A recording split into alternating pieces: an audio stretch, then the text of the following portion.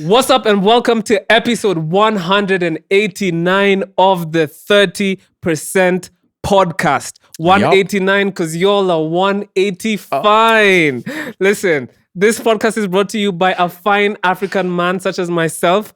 And you guys know I put the body in on your body. My co-host is Sam, the Jedediah Are Eliapenda. That's very, very important. And together we formed the 30% podcast, which is a podcast we use to talk about the Kenyan music industry in depth. We want to see Kenyan artists paid more and played more. We also just want to shine a light on an industry that we feel is very, very special, very, very near and dear to our hearts. And you guys get to come along in this amazing journey. Sam, what's up? How are you doing? Yeah, I'm all right, man. I'm good. Hey, man, it's hey. Listen, guys, it's we at the love end you of the guys day, so the much, day man. ends. Yeah, man. Hey, if you're on Spotify, listening to us on Spotify, Yes. Please hit the follow button. Thank you. Spotify says it works, so we'd appreciate it. Also on YouTube. I don't know why you saying all this feels like deja vu. Yo, don't trigger me, man. Okay, I'll crash out. Don't trigger me. Sorry, I'll crash out. I've been calm this whole time. Don't trigger me. But no, yeah, it really helps along with the algorithms react to the fans reacting to people. So reacting to the content. So if you guys could like, share, subscribe, comment, disagree with us, agree with us, disagree with Afam. And on YouTube, smash that like button Hit the and hit the notification bell. But no, seriously, what Sam said is important. Like, Yeah. Please comment both on Spotify and on YouTube. We read the comments, and we also want to foster like an environment where you guys are also contributing to the conversation that we're having on this podcast. Not only contributing, also like just spawning like talk points. Yeah. Because I think this whole platform is built on conversation. Yeah, and Right? that's how we can improve is by, of course, not just talking about things, right? Because at the end of after talking, there needs to be some action. There needs to be actionable points. There needs to be some movement. But then talking about it is like the start. What in therapy we usually say a problem half shared is a problem half solved, which isn't true. Because even if I share my problem with you, the problem is still there. What if you share it to someone who doesn't care about the solution? No, but sometimes sharing something with somebody, it's like an outlet, right? And so even if the problem is still there, like if I got robbed for a crazy amount of money, 5.5. Hey, yo, man. but if I share it with you, right? At least we can both feel bad together, right? I guess so. Maybe sharing it to someone opens you up to possibilities of how you can solve it. Exactly. Consider this podcast as your problem half shared. Exactly, because on this podcast, we share the problems. Not necessarily, sometimes we give what we think the solutions could be. Yeah. But I think in talking about some of these things, there's like you feel better. Maybe. Perhaps. Yes, you can. It's possible to. It's possible to. And it's possible to see more of the light at the end of the tunnel. But yeah, please, thank you. Engage with us. And not for the, I'd say this personally, not for the, engage with us, we need to see more numbers or anything. But then I think genuinely what we're doing this for is for conversation starters. And I think the more people we talk with and talk to, it just gives a little bit more insight as we give this news and other things to you. But actually, Sam, I asked you how you are. So like over here, like advertising the pod, bro. I really just want to know how you are. Yeah, I'm doing well, man. I'm all right. I am cool. I'm chill. The sun is out. I'm happy about that. It's been cold. Wait, saying what I was saying. Oh my goodness, y'all don't know, man. This is hilarious. But no, go ahead. There's going to be a lot of fourth wall hiding in this episode. Please bear with us. But we'll try and still make it a listenable experience for you. For sure. So it's been really cold. Been inventive, different ways that I've never done before in keeping warm. Just been chill, man. I've been really I just had a premonition. Do you use Yeah, let's not do that. do you use hot water bottles? Okay, sorry. Oh man, Oh my this God. is going to be We're the done, most we're done. unserious We're podcast done. we've had in a long time. Yes, in fact, how did you? I've been practicing using, not practicing using. I've been crying, using bro. hot water bottles. This is so Putting funny. water in and then putting, just keeping it, using really? it to keep myself. All right, yo, chill. We're not doing that. Yo, we're leaving the people out, man. Okay. I'm done. That's the last time I did that. Man, That's this the last is time. crazy. But no, yeah. So just been trying to keep warm, drinking hot strawberry and vanilla tea, which is not as good as it sounds. I like. Yo, what's going on, man? I'm done. Are you good? I'm done. You need bro. some tissues. Can you fetch you some Let's tissues? focus on some, please. The guy is dying. Yeah, so it's just been that. Been watching a lot of Code Blue, Midwest Safety, Law and Order, but I don't like the Law and Crime one. The Law and Crime. But then this channels on YouTube that do a lot of like police body cam. I find that stuff very fascinating, and watching like crimes being investigated in real time, Yeah. then through the cops' eyes. And there's just a lot of like really strange people. It's very sad sometimes. You see the ages like 14-year-olds, 15-year-olds, and it's mostly in the You're Americas. really into obviously. like this live. I like real life. real life, Yeah, like it's like documentary. reality, but it's the other side of reality. Not Love is Blind or Love is That Island. sounds like shit. Love Island. I mean, I That do sounds enjoy like myself shit. I do enjoy a good Love Island though. I'm not going to lie. No, not Love Island. Love is Blind. I enjoy myself a good and Married at First Sight and Amazing Race and Survivor. I love that kind of stuff. Amazing Grace was my job. Actually, that's one of the things I tried watching recently again. It just feels it doesn't different. feel the same. It just feels like, different. it doesn't man. feel like when you used to watch it on KTN. Yeah, it just feels different. Even Survivor, like I've been watching like the most recent episodes. It's because it's played out. And you know, there's a thing that happens when, like, the more something goes, they have to like make it more complicated and more complex because you have to give the audience something different. It's just in the dragon. It's just in the dragon. And you can't get the original high. Exactly. So now they're adding like the past Survivor seasons. Okay, 49 was good, which is the one I just There's finished so watching. many idols. In 50, I put it on and I was seeing the this and that. previews and I saw Mr. Beast. I'm like, all right, big Mr. dog. Like, Beast. yeah. Oh, apparently, so in the horrible. 50th one, their 50 year anniversary, not 50, so 50 season anniversary, yeah. they opened it. So it's not the producers dictating the show, it's the fans. Of course, you're going to see Mr. Beast in there. So it was just like, I didn't want to watch that. I saw Jeff Probst. He Shout out to Jeff, man. I saw Hey, he Jeff, did- if you're watching, shout out to you. Yo, you're welcome on this platform. Exactly. But I saw he did a mistake or something. Like he made a reveal that he shouldn't have On episode 50? on the se- On season 50th 50? season, yeah. Oh, now I need to go watch that. Yeah, Oh, apparently okay. he gave a, like a huge spoiler and it was That's like crazy. My it was guy's a tired big- though. He's also looking old, bro. That He's guy's looking old, bro. He's looking old and ancient, man. That guy's I used to watch he's been on Survivor islands for a when long Did time. it started like 2002 or something like Yeah, that? man. Also, Jeff is very flagrant because the whole time he's under AC, he's having a good time, man, Phenomenal. enjoying himself. While That's like everyone else is- Ultimate Survivor. Did you watch Ultimate Survivor with Bear Grylls? Yeah, I know Bear Grylls, but I don't know. Yes. I had a rumor that sometimes like it was just all for show, It's and then played out? he'd just go and sleep in like a hotel. You know, it's the whole concept was like you drop him off like in a very remote and place, then he figures like in it the out. Amazon or something Mhm, and he crazy, tries to stay alive. and then he tries to stay alive. But no slander on Bear Grylls, even if I started None on this. Jeff either. Jeff is my Yeah. guy as well. Come on Sam, in. are you gonna ask me how I'm doing? I have a premonition. Please don't start laughing because I I have- stopped. I have- Stop! I have a premonition. How are you doing? Perhaps. I'm not doing well. I stopped laughing, bro. Stop. Anyway, Pray tell, what's going on? my stomach, man. Oh no. Guys, listen, we're gonna be serious, I promise. But yeah, to be honest, like this past Jeez. 4 days have been horrible. Yikes. Thursday, I don't know what I ate. I don't know, but like I ate something like off. So I've had like a stomach bug. So Friday, Saturday, horrible Crazy. days.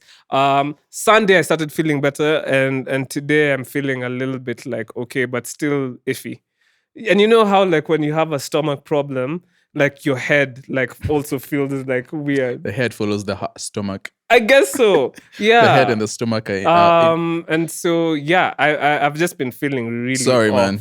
Just sorry, bro. That's not the best. It's horrible, man. Have you taken anything for it? I haven't yet, actually. I've just been firming it. I've just been like, yeah, I'm just gonna like, but this go drink some salty water.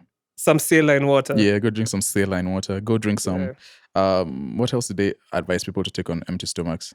I mean, on terrible stomachs. I don't know. Go take some medication. It's usually 7 parts sugar, 1 part salt. That solution. 7 parts sugar, 1 part salt. But aside from that, I've just been spending my sick time watching World Cup and Love Island as usual. So here we go. This week on Love Island, brought to you by Afam. Last night on Love Island. So basically, I'm watching USA, as you guys know. Things are reaching a fever pitch. Like Casa Amor ended, right? But sounds like a telenovela. What happened now was movie night. So movie night happened, and movie night was crazy. They had to dedicate 2 entire episodes for movie night. Movie night is funny while they are the people watching the movie night. They're watching themselves, at the essentially. movie. Yeah. So basically, what happens in movie night is they get shown what they've been saying all through the season, and of course, a bunch of people have been saying a bunch of BS, and so backstabbing, backbiting.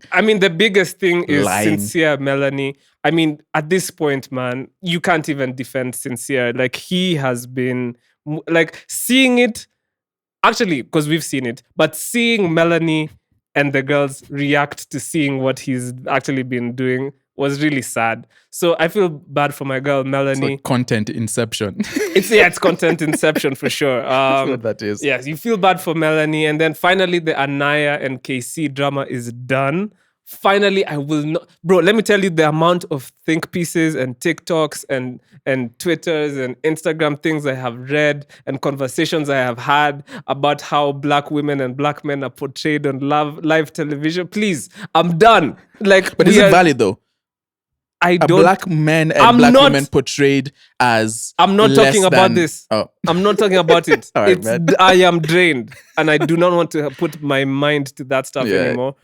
So that drama is done. But Kenzie, big shout out to Kenzie. No, we are not shouting out Kenzie. Because Kenzie is just as bad as Sincere, and Corbin as well. But Corbin and his girl Pamida were the voices of. Is Corbin Caucasian?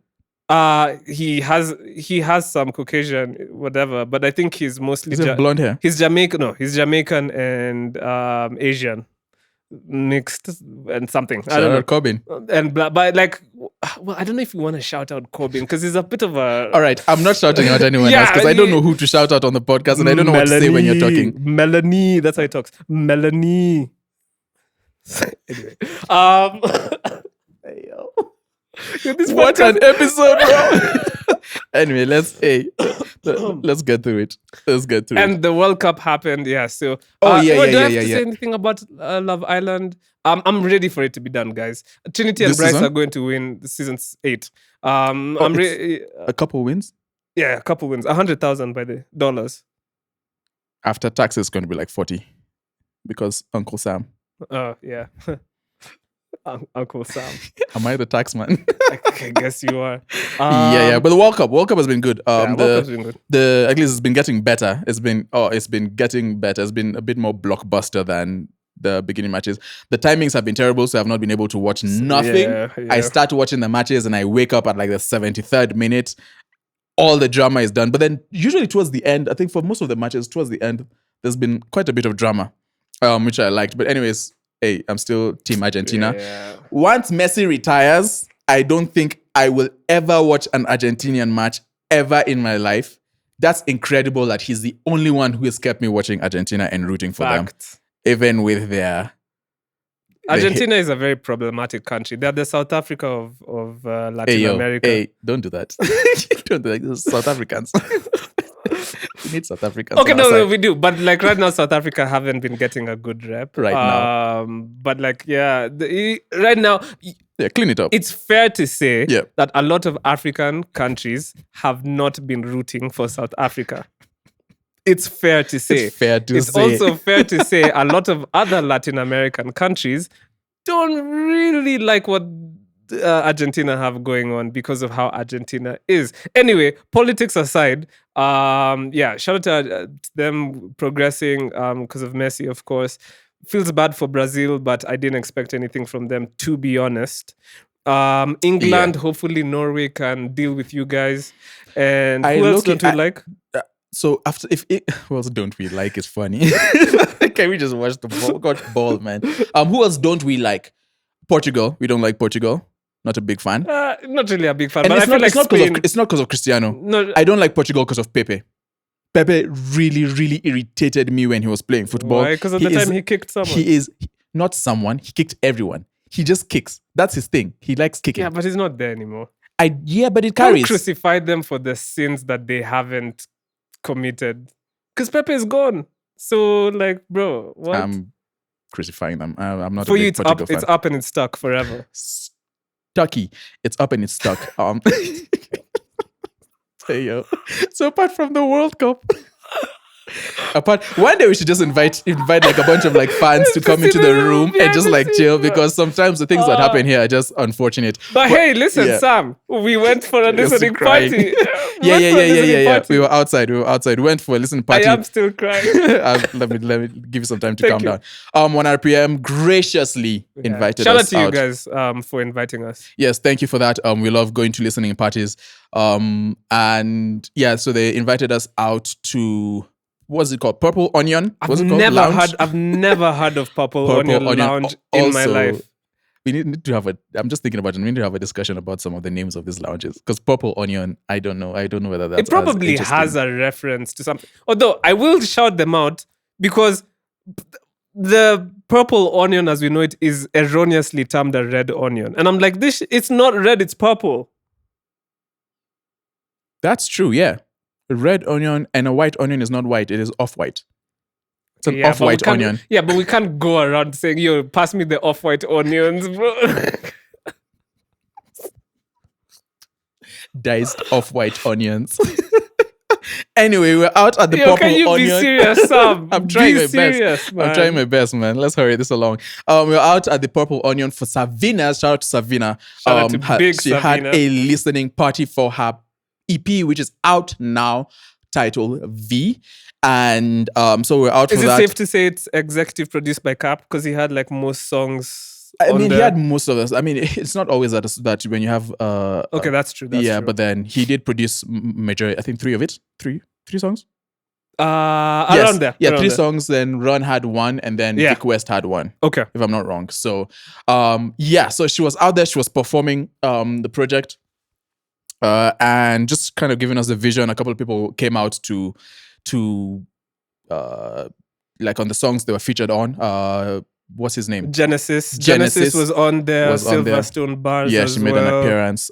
KAP was in the building. Ron was in the building as well. Just because and Savinnah performed. And Savinnah was there as well. Yeah, and she performed. Now, can we have, since we exhausted the other conversation, can we have another conversation about artists? You need to stop. But yes, about artists. That's the last time. About artists performing. Yeah. Now, taking it away, because I mean, we enjoyed our time. It was a good time out there. And shout out to everyone who came out and performed. Shout out as well to Listen, who was the DJ for the night. And I forget what the MC's name was, but he also did a good job. Either, but then listening parties. Now, when I think of going to a listening party, and to the many I've been to, I don't think of a performance. I think of, if there's a performance, people perform it after. Listening parties for me are about listening. Yeah, I mean, yes, about listening. Everyone listening, the artist and listening along with her fans, right? When I go to a listening party and the artist performs, personally, now this is not Savinnah. This is outside of whatever Savinnah is doing, because I think there's been a couple where you go and the artist is performing their music as we're listening to it. I don't know how I feel about that. I feel like listening parties should be, first off, like listening, because a lot of people consider the music experience very sacred, right? And if I go and you're performing the songs that I've been anticipating, you've been doing content, you've been dropping little tidbits, snippets, studio videos and reels and whatever. And so I'm anticipating the music. And then I go for the first time listening to that music on the bigs, and you're performing along with the music. Yeah. I feel like for me, that kind of messes, let me not paint it negatively, it messes with my acceptance or my perception of the music. And an important thing is the first impression that you have of music and art, sometimes it's difficult to overturn that unless you engage with the art consistently, that you find something else to latch onto. So I don't know whether I'm off, but then listening to artists perform at their listening parties without us having heard the music. Okay, so would you first. say like a healthy trade-off would be we listen to the project and then we see a performance? That I'm cool with, because again, the artist performing the music, of course, that's good to see, but I want to see that as an addition to the music. Okay, right? I see that. Because then the thing about that is, if you then go to like the DSPs, or let's say a video company, and then you're listening to the song itself now, the master, it's not what you and it's very easy to find different. Now, of course, it could be positive, where you can find like good things out of it and maybe add to the experience. But for me, what I found is I want to be able to hear the music and see you interpret the music live. I'm just neurotic like that. See you interpret the music live, so that informs how I accept the music later on. It's not bad. I think some people do it well, and you can definitely pull that off. I definitely didn't think Savinnah did it badly. And bringing all the other people who performed on stage. But you would have liked to have just focused. Yeah, it would have been good to just experience. see listen to the music first before. Not to interrupt, and I am interrupting, sorry, but like I don't know if I have that big or I don't know if I feel as strongly as you do. I kind of get the appeal of doing a performance. Yeah, I guess it's really just all behind like the execution. It's all execution. I think it's all execution. And it can be done really well. I'm not, again, I'm not saying that it's not. There's no how where it can be done well. I just think and maybe that's, I guess it's an evolving. Maybe I'm thinking about it a little bit too strictly. Maybe listening parties are more than just what they have been. I feel like, which I'm fine with. I love the evolution. Listening parties I guess are an interesting thing in the industry where there's also a huge element of networking within listening parties, and I don't know if that's supposed to be like or that's a byproduct of just what they are, because most times it's going to be people in the industry who get an opportunity to be in those spaces anyway. Yeah. It's mostly like an invite only thing. Yeah, so I feel like there has been a huge shift to listening parties being almost a more social thing than it is an experience where we can all listen intently to this music and, you know what I mean, like dissect it on a creative level. You know what I mean? Yeah. So I think it just goes down to, what does this artist want to achieve with this listening party, and where do their, what's their aesthetic? I don't know. You know what I mean? Yeah. No, go ahead. Just even to add on that, when you say that it's become more of like a social thing, makes sense why there would be performances, because then what people really love to see is artists performing, right? And so because we want to see artists performing, it's just better to watch them perform off jump. Exactly. Just give me your whole music and let me interpret it and stuff. But yeah, it was cool. The interesting thing about this listening party was also, or rather the project V, is she for like two of the tracks on there, she went an alternative route. Mm-hmm. Her Very and Cap, like with the song with Genesis, and the last song, V, which is it's self-titled.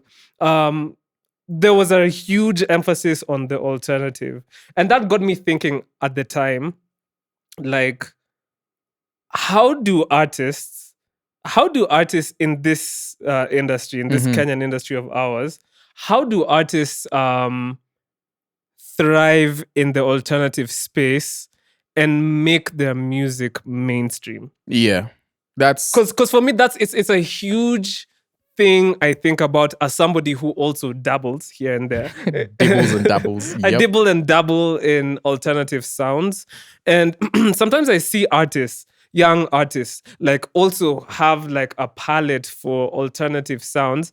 And now that I've had some time in the industry, I start thinking, okay, but how do you make this a sustainable thing where like enough people are invested for you to make you doing this sound Worthwhile. a viable career? Yeah. You know what I mean? Yeah. And I've been thinking about that heavy. And I'll give you another example. Like last week, we had Zeji the Fundi come over to the studio, Yep. and he played us a bunch of music, and it's very, very alternative. It's that Alte Afrobeat sound, like the Lua.mp4 sound, that's really trending right now in the underground in Nigeria. The thing is, I was listening to the music and it's really good. But maybe I feel like a parent now, or like an older, you know what I mean? Like, because I'm like, okay, I love the music, but like, how do we convince the Kenyan audience to see this and be like, yo, this is dope? Like, see, yeah. This becomes, I think there's many elements to this. I think one is tastes. Unfortunately, of course, tastes can be engineered, right? We can definitely do a little bit of social engineering. But you already start on a back foot when you're with alternative music, right? And if it's not mainstream, that makes it automatically difficult for you to pop out. It's not something new, though. I think we've seen many different people. Okay, let me start first. I think there's been different trends in terms of what's popular in the mainstream, with very few elements tying them together, and then outside of that, you then see different genres and styles, music styles, pop out through and present themselves. How do you get the masses to listen to more mainstream to more niche music, to more alternative music in a very bullish mainstream market, and which is what we're in? Like, I think a lot of people are more convinced to make mainstream music because that's what's being played. I think the first thing that will come to mind is your music has to non-negotiable. Okay. Your music has to be good, not subjectively good, objectively good. Your music has to be able to party in the room. To compete. Yeah, it has to be able to levels. compete. That is a non-negotiable. I think one of the things that we tend to experience is artists. What you're saying, sorry to interrupt, but what you're saying sounds like common sense, but is actually one of the most potent points about this whole thing. Yeah. Go, carry on. Yeah. Artists tend to, or rather the industry tends to view alternative and niche music as the lil bros, as the side, or this is just a hobby for this person. And if this person, which is really sad, because if I'm an artist and alternative is how I feel like I want to best translate what I want to say and communicate, and the rest of the industry is just looking at me like I'm a kid, man. Like I have no place. You're just this like cute. this. This is so cute. You're going through your emo phase. Alternative music is the emo phase. Yeah. But no, so your music just has to be good, or objectively, like it has to be able to dance in the room of all its peers, right? And we're talking about, and we've had this conversation with trap, for example. We had that when that artist released like a trap, and we're talking about this. And I think it was featured on the Mic Check podcast. I can't remember what his name is, but yeah. Anyway, trap. We've had this discussion in terms of like trap music. So for it to be able to first of all play well, it has to be good, right? So that's number one. I do think how it's presented. Yeah, I think how it's presented is important. But speaking of presentation and trap music, and trap at one point was niche music. It's not niche anymore, but at some point it was niche. But yeah, the people who saw huge value in trap back in the day, aka Jovi, aka Butchos, and all those guys, Kina Dopa, right? they imparted their Kenyanness into it and developed something new, which they call shrap. Yeah. Right? Yeah. And for me, I feel like shrap was really a thing. Maybe it's not as big as it was like 4 years ago, 3 years ago. But I think by them imparting Kenyan, Shang. Exactly. Essentially, it's Kenyan culture is what and it is. Kenyan culture into it. Yeah. It became very much accepted as a sub-genre in our industry. And essentially that's what it is, right? So outside of the music itself being good sonically, very well produced songs, well written songs, not just whatever.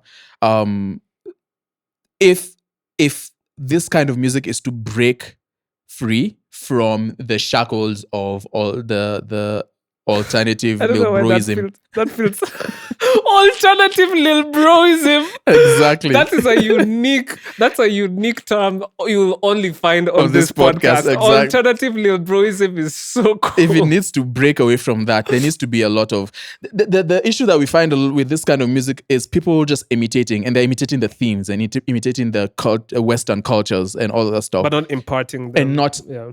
We as an industry need to be people that are creators and communicators of culture rather than reflectors of it. We do a lot of reflecting. We do a lot of, hey, this is cool, somewhere else, I'll just shine that light here and then let me just move it forward. I don't know why. I feel so claustrophobic doing that. I almost knocked the mic over. But yeah, we do a lot of reflecting rather than actually shining the light ourselves on stuff. That's a good analogy, actually. So that's something that we need to... For alternative music to pick up and stay in those rooms, stay in those conversations, and those artists get the plays and so the shows we should be the sun, not the moon. We should be the sun, not the moon. Exactly. Listen, we're getting to the meat of things right now, doing man. the astronomy science of the podcast. For real, bro. But yeah, I don't know if you have any other No, for me, thank you for asking me that question. Hey yo. Go ahead. The way I've thought about it, and from what I've observed, how I've observed other artists go about it. Why are you looking at me like that, bro? Yo, talk, man. When this boy is off the rails. You know when you're in a serious moment. Because of when you used to be in class, and then your friend to your homie is just looking at you like he's doing that, making about to make farting noises. Okay. Listen, I wasn't crying anymore, bro. Anyway, get onto it. So the way I've rationalized it is tears. Basically, like if you even observe like how Odunsi and Santi moved when they came to perform for us, Jamison and everything, that's all through analytics. They know that they have an audience over here.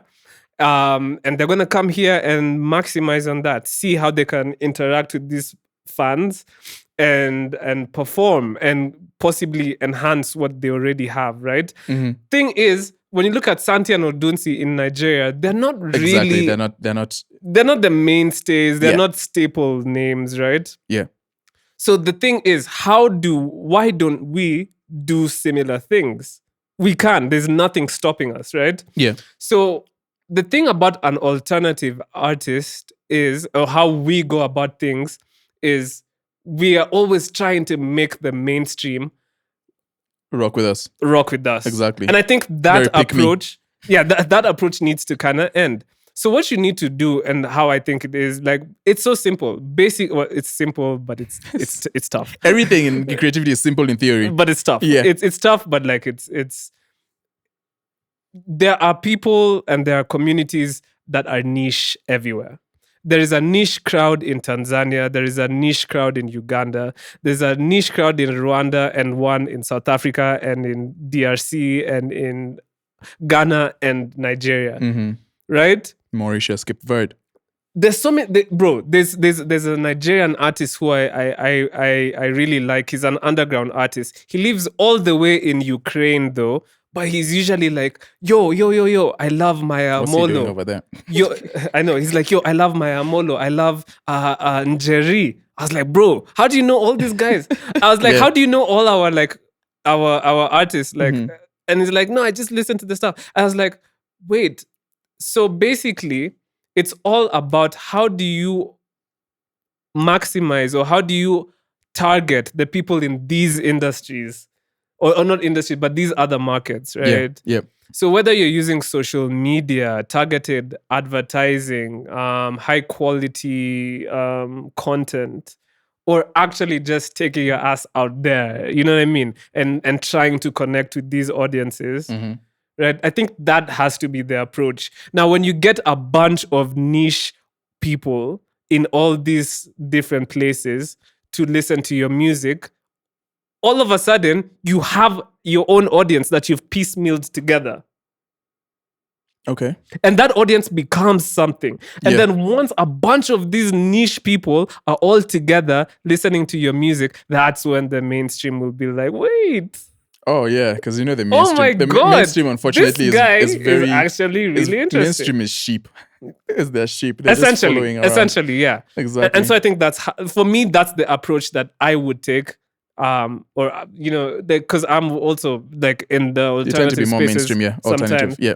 Sorry, not mainstream, alternative, and niche. I dabble in all. Like I make super mainstream music, as you know, as well. So like I think for me that's the approach. But anyway, those are just the thoughts that were stimulated while we were but just off the listening party again, shout out to Savinnah and it's 1 cool RPM to see, as well. it's cool to see people doing like more pop music again. Let's see a whole horde of people doing that. Let's bring pop music back, Sam. Tell us what's happening in the industry. What's going on in the industry? We've not done CMO news in a while. Damn, CMO news. What's happening in the CMOs, bro? You're right. No, could you tell us what's happening in the CMO? I'm trying to be serious here. You're not trying to be serious. That's what you're doing is the opposite of what you're saying. You're lying to your fans. The CMO. We've not talked about the CMO and the major players of this now. The major players of the CMO. We have KAMP. That's the Kenya Association of Music. You're mocking me. Kenya Association of Music Producers. We have Pavrisk, which is something. Formerly Prisk. Then we have KECOBO. Oh no, MCSK. They were kind of exiled. MCSK were exiled. MCSK dropped out of the race. MCSK dropped out of the race, man. They were and they were the loudest as well. Hey, when you're caught, you're caught. And now they've been quiet for a while. And then you have the big dog, big brother, KECOBO, who is the one doing all the things. So they recently, this past week, they were in the news.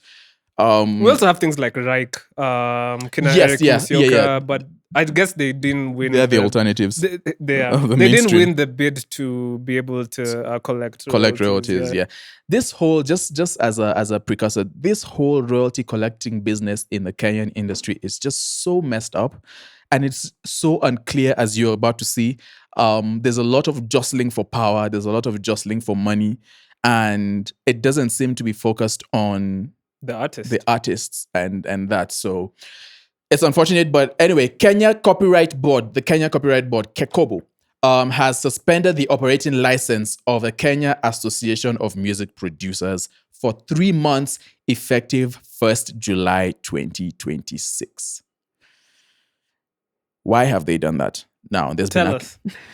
I'm about to. Okay. I was actually in the middle of doing that. Sure. They have been accused, all right? The KAMP has been accused of mismanaging royalty funds, failing to comply with regulatory directives and breaching governance requirements. Part of the accusations is that KAMP failed to comply with the 70-30 mandatory royalty distribution principle. Do you want to explain what that is? So basically, of the entire pile that's collected, 70% of that is supposed to go to the artists and the creatives, aka us and you listening. And then 30% is supposed to go to the funds that they use day-to-day running to run the operations. Yeah, thank you. So they were accused of failing to comply with 70-30, with the 70-30 mandatory royalty distribution principle, resulting in unjustifiable retention and expenditure of distributable, big words all in a row. That's royalties. literally the pot calling the kettle black. But let's carry on. We'll get there. Yeah. To the detriment of the rights holders whom KAMP is licensed to represent. Like when you guys had the what do you call it? Had the power to distribute, you were actually distributing. And so the board directed, that's KECOBO directed KAMP to immediately cease undertaking all activities requiring a CMO license under the Copyright Act. Licensing, royalty collection, tariff negotiations, and other related activity mandated for a licensed CMO. So they've been told, none of that, you're not collecting anything. So then they gave, is it Pavrisk? They mandated Pavrisk to collect the royalties on behalf. Shock! Wow, we didn't see this coming. I did crazy. They gave Pavrisk the mandated Pavrisk to collect the royalties on behalf of KAMP and like keep it in a trust until they sort out all of this stuff. In a trust. That's like when the trust the whole time being their pockets. That's like when your parents when it's your birthday and then you get a bunch of money. Yeah, and we'll keep it for you. You're not keeping it for me. Why, Dad? Why do you have new shoes right after my birthday? That was my money. Wait, that happened to you? No. Okay. I mean, my parents definitely collected it didn't money. Happen to me, but I know a lot of people. Yeah, my parents definitely. Yeah, we had good parents, man. Some parents out there are crazy. My parents but they definitely collected money. But that's me. Something that's definitely. And I don't know if I've seen all that money, to be honest. But I like my parents, and so I want to trust that they used it for positive purposes. And I think they did. I'm alive today, so it's all because of the relatives giving envelope money on birthdays. So that's a high bar. It's a very high bar. That's what's going on, man. So listen, that's the reporting. How much money did they say they mishandled? Yeah, so they said that they mishandled 5.5 meter. So big ones. So it's my understanding that KAMP received the mandate to start collecting royalties. I believe it was like October-ish or November-ish of last year. If we're following along, yes. I will not be gaslit because I know very well what KECOBO did in the initial stages. And this was early last year or the end of 2024. They kind of said that, listen, this is before the great rebrand, before Prisk became public. Good way to put it, the great rebrand. Yeah. Right, before all that happened, I remember they said, now, you guys, MCSK, y'all are gone. KAMP, Skedaddle, we're now just going to be giving this to Pavrisk. And Pavrisk were mandated as the only CMO that's allowed to collect legally royalties. To collect royalties in the Republic of Kenya. And then KAMP said, well, that is a bit suspicious. We do not like this. We're taking you guys to court. And you know what happened? They won. KAMP won that appeal. The tribunal said, KECOBO, you guys are wilding. Give KAMP the ability to collect the royalties. And KECOBO had to say, well, you know fine. What? Fine. But the thing is, I know KECOBO did not like that. Oh, no. They did not directly like from that. court, they went back to their rooms to start scheming again. Bro, they've been scheming. Like, I'm sure KECOBO were there, like, the instant, like, they've just been waiting to whatever, like, have an opportunity to get the power to do what they're doing right now. Yeah. Now, that being said, granted, there may be, like, a legit reason why a legitimate reason. Like KAMP of maybe KAMP embezzling. Actually did not spend that 5 million correctly. That might be true. I don't know. Allegedly. But I know this is very vindictive. What's happening right now, I do not trust this at all. Is not because their initial plan was always to give Pavrisk the sole right to collect the royalties. And I don't trust Pavrisk because Pavrisk to me always come off as like the insider trading, like, deep state, like, what I mean? Teacher's pet. Yeah, like, bro, Pavrisk are the guys. Pavrisk are just very untrustworthy to me. And KAMP felt like, in my opinion, they felt like they had a little bit of good interest for the artists and the producers, right? Yeah. And so this, for me, it just feels very, like, off. Something about this feels very off. Yeah, and I think just as a side note, if you want a reason as to why we are reporting this thing like this with so much of, because someone might say, why aren't you guys reporting this thing neutrally, right? Because I'm just It's thinking about it. impossible to be neutral. First off, like just a brief explanation of rights. I mean, if you've been listening to this podcast, you probably know we've talked about it a lot. But then royalties, if your music is, as an artist, you make music and then your artist is distributed everywhere and it's played everywhere. That music being played in many different ways. You can get deeper into it, but in many different ways, that music earns money. And so what these CMOs are doing are they're the collective management organization. So they collect the royalties on behalf of you and then give you it after taking their 30% of whatever percentage it is, right, for running the operation.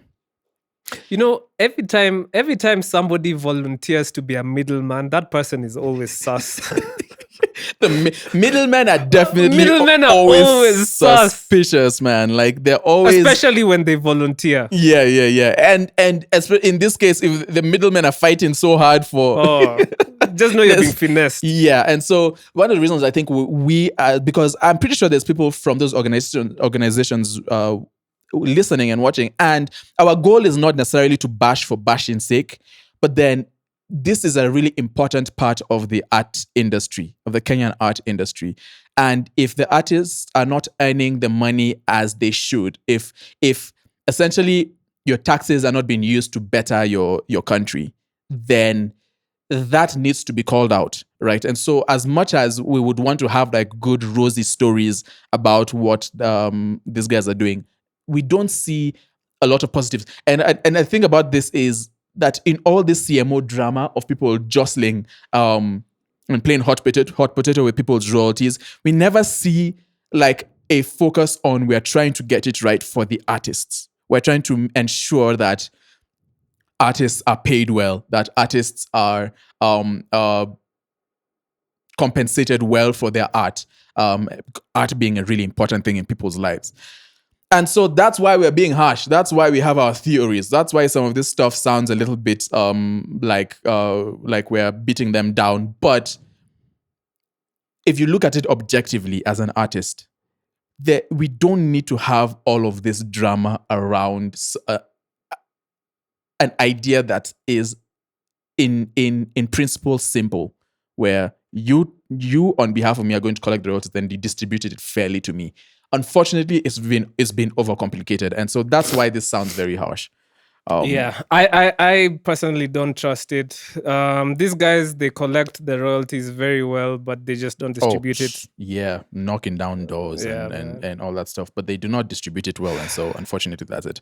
Anyway, let's talk about the things that they fight about, which is the Kenyan music that they probably they care about Kenyan music so much. I'm sure if they could have their hands in like, and I'm pretty sure they've like suggested in like having meetings with Spotify on how to get their hands dirty with all of that kind of stuff. But no, stay away. Artists, there's better ways to go. New music. So yeah, I'm gonna start. So I listened to Nakucheki by Hood Boys and Jeno.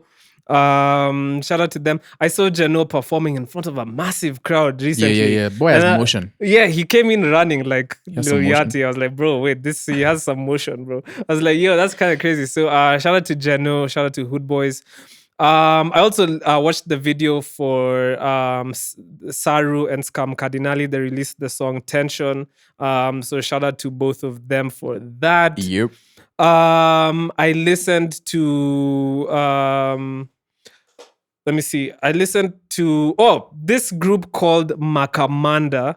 From Coast released a song called Kipara. Now, bro, like Coast feels like an entire different ecosystem. Industry. Yeah. But it's actually so wavy. Like what's going on out there, especially in the hip hop scene. It's so raw and it's so cool. And I really, really implore you guys to actually tap in. I'm beginning to tap in a little bit more because what they have going on, these guys are actually very, very talented. True. There's a lot of music out there. There's a lot of artists out there that. Listen, there's music outside of Nairobi. Shock. There's music, like really good music out of Nairobi. It just takes diligence. So sometimes I think the Play KE movement can be a little bit Nairobi focused, and which is fine. I think we had to have focused on a region to make it important. But then now I think there's an opportunity for us to platform other artists and other regions and different types of music. So shout out to Makamanda. And all the artists in Coast holding it down. Shout out to Makamanda. I also listened to NSG. Well, the video came out for rapper NSG and Toxic Lyrically. Yeah. It was cool to see Toxic out there with the things, bro. Toxic was out there, man. Listen. Is that fun for you, watching other men out there with things? That makes me sound like a loser, bro. Why would you do this to me, man? That's horrible. No, I was just proud of my guy for being out there. But more than that, it's just like him being there, like holding his own. It's dope. And this is good artist development. You know, very good. He didn't sound like he was a little bro on the track. Like Toxic actually sounds pretty good. He actually sounds pretty good. I think he's very confident in how he... Backbencher really did really well for him, I think, because it's given him like a lot of confidence in how he has been. Even some of his singles, he just moves with like a confidence, like Stone and stuff. Stone was the recent one, and then a couple of the other ones he released before that. Like, there's a confidence about him, and I loved seeing that in the video. It's like, when Toxic comes on, he's not coming on as, okay, like, I'm here to impress people. No, he's coming on as, hey, listen, I'm here, and then shout out to Toxic for that. I think it's super dope, and he's like, part of the, like, when we have conversations about like exporting Kenyan music, it doesn't always have to be this polished, super mainstream sounding thing that's already palatable to the West. Like, we can export newer acts, which I think we are starting to we're starting to do more. The only thing I'd say about NSG, I don't know, I just feel like when I listen to their music sometimes, it's just, the mixing is a challenge. The way they mix their songs is for me personally, I feel like they have enough resources to mix their music better. There's another song they released with Taves, and I was like, bro, what's going on here? And then the thing is, I saw Taves in an interview. So Taves is a Nigerian artist. He does mainly R&B. And I saw him saying like, oh, these guys are so specific with how they... I was like, specific for what? If that's what exactly are you being specific about? If that's the final... I mean, we often underestimate how many songs are released. People, you have the beat, it's done. You come into the studio, you record. The engineer, fixes it up and makes it audible. For a lot of artists, that is what goes out. There is no concerted effort on, all right, my music is done now. Let me take it to the next stage, which is perfecting it sonically so that it's able to play on the scenes and avoid criticism from Afam. And so and so I think that's something that we also do here a lot, where it's the producers who recorded the music and with their little mixing knowledge, and they just quickly clean it up, and then like that's what goes out, send it off for mastering, throw a limiter on it, and then send it out. So maybe that's what's going on there. We don't know. Maybe it's the sound. Maybe they want to sound. I don't think that can be this sound. But anyway, I think the last thing I want to shout out is Jamila by Red Sun. Bro is out here releasing dancehall bangers, bro, in 2026. 20 years later. Yo, it's crazy. I actually listened to it. I was like, wait, I'd actually turned this on. So where would you play that? Where? Barbecue. Although you won't be having any more barbecue for a while. Yeah, because of my... just gloat on the fact that my stomach is messed up. Gloat on a bloat. This is how you feel. Gloated. Do you get it? I'm gloating about your bloating. Yes, I get it. Do you understand? Like gloating and bloating rhymes. You go. I'm done with music. All right. I'm so sorry about that. Kathy Matete and Unity Sound released Walking Away. Oh, I wanted to shout that out. In alternative timelines, I did. But then, alternative timelines. That's definitely this episode. This episode is an alternative timeline. In another world. There's a same but different in version. The multiverse. There's a same but different version of this episode. Kathy Matete. This is Spider-Man and Spider Noir. Exactly. Yeah, this is Spider Piggy. What's the other? This Spider Piggy. It is. But yeah, so Kathy released that. That's really dope. Holding it down for the reggae sisters. I'm so sorry, reggae sisters. Big Yasa post his victory. Biggs, Mad Clan. He released Paprika. And he did sound a little bit. I don't know whether it's recency bias, but it sounded a bit confident on this.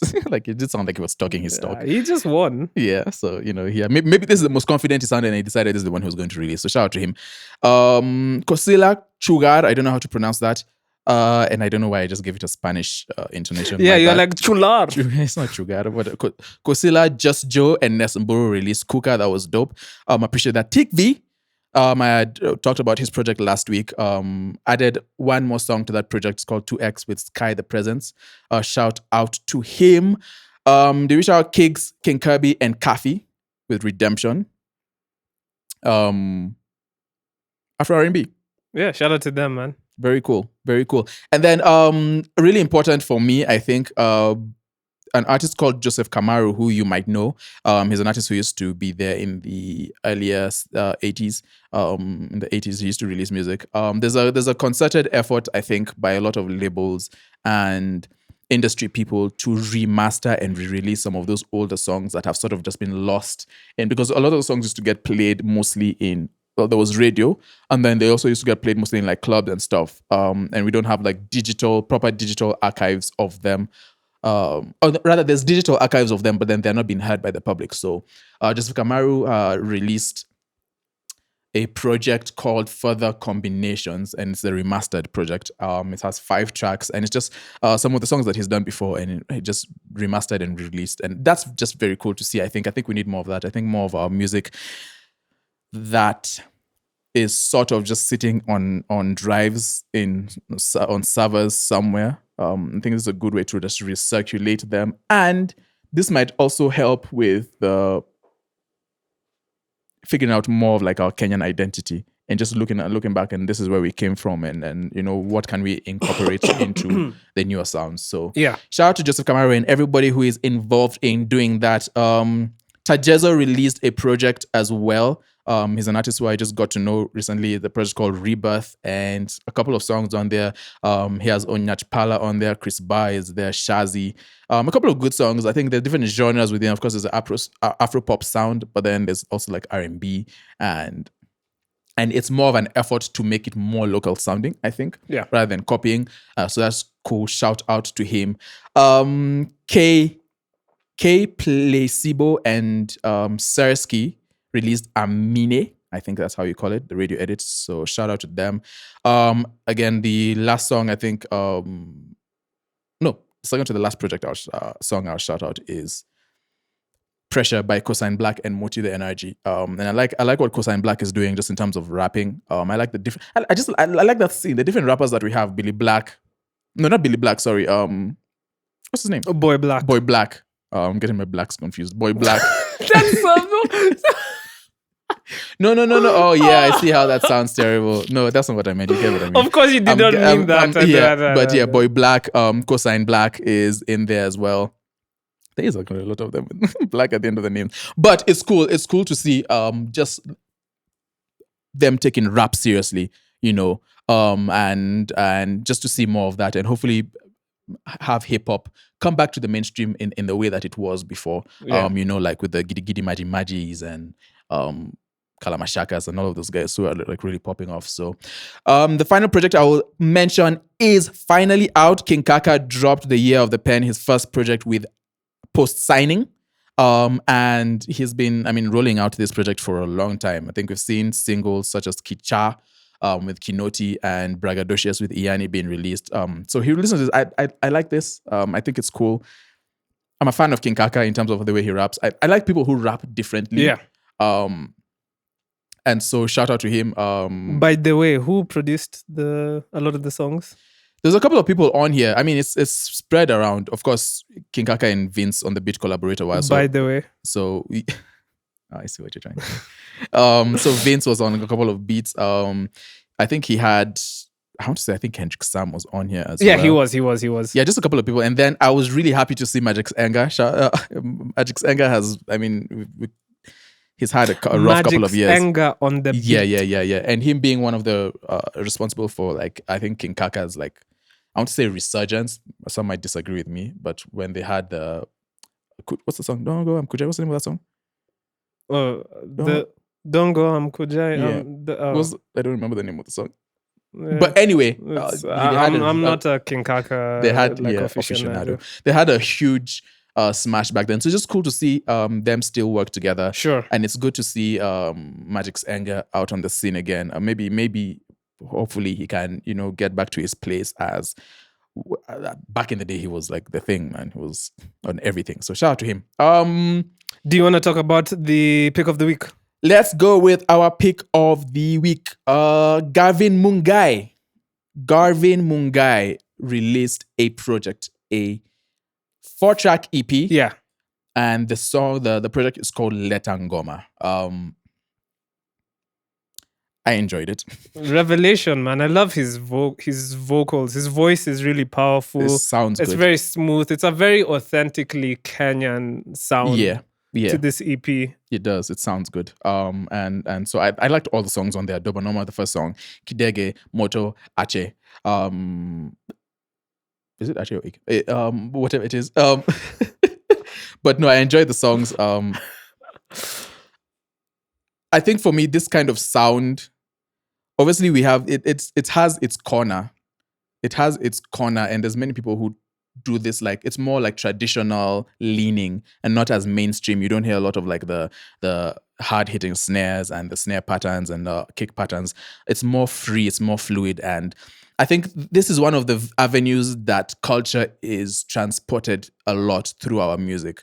Of course, there's many artists doing this kind of thing, and I just think it's very cool, and it's cool to see somebody like him doing it at this level. When like we're talking about it, like when you listen to this, you don't come away with like, there's something different that I need to hear from this. Like, it just sounds good. It sounds like good. A complete track. So shout out to Garvin Mungai. 4 songs, Letangoma. Our pick of the week comes from this project. And for this week, the standout song that we'll be playing is the first song on the EP.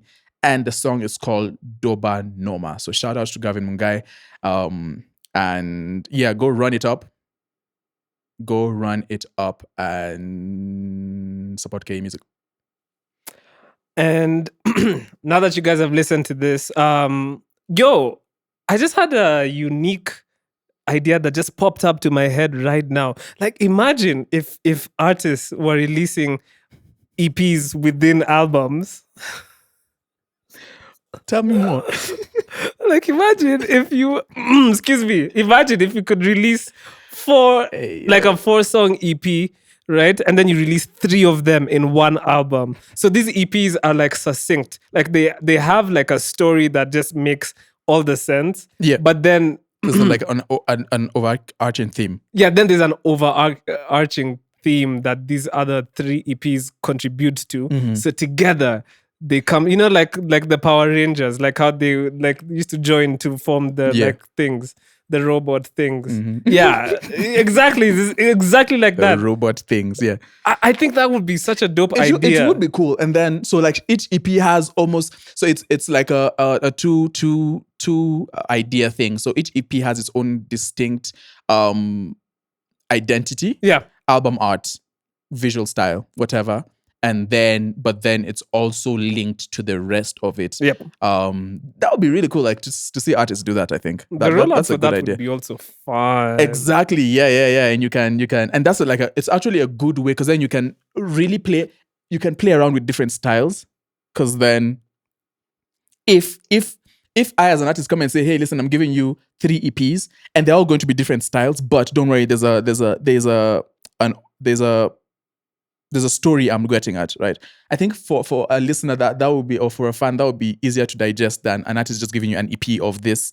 Maybe there's a way you can sneak in like alternative music and different types of music, but then it would be cooking. Doing the science, it'd be easy for me to say, all right, okay, I'm going to accept this EP. Okay, you're doing something different here, and I see how it ties, and you do something different here, and I say it, and then after all, when you release everything, hopefully you are not just bluffing and the overall vision makes sense. But then that's actually a really cool way to wow, I'm so glad you brought that up. Out of nowhere too. I know, man. Just out of the blue. But anyway, guys, even before I go to the 3 C's, as you guys know, we will be doing Spotify's Greasy Tunes. This is going to be on the 18th of July, which is basically in 2 weeks. It's here already. So close. We will be at Visit Ngara at 10 a.m. sharp on the 18th of July. We will be talking to two music industry stakeholders, an artist and somebody who is behind the scenes as well. We will be able to communicate that to you in the coming days.